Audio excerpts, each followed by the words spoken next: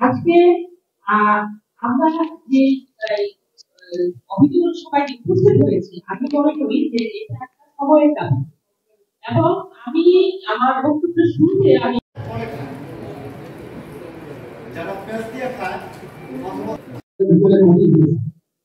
যে সামনে কারো দেখ না কেন, আমি যদি নাও দেখি আসলে পাশের গ্রামে কিন্তু রোডে যাচ্ছে লোকে আসলে কাম করছে। আমাকে যদি রক্ষা করতে পারবো আমাদের মাঝে যে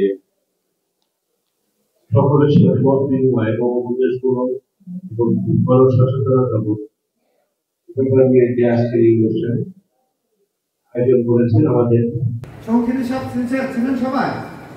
হলুদ একটা ব্র্যান্ড থাকে।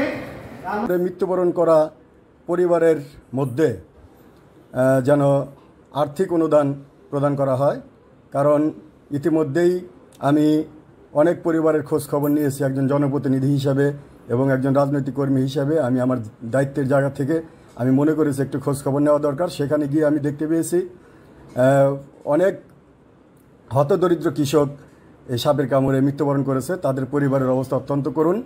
আমি অনুরোধ করছি তাদের পরিবারকে যেন একটি আর্থিক অনুদানের ব্যবস্থা করা হয়। ধন্যবাদ সবাইকে। আসসালামু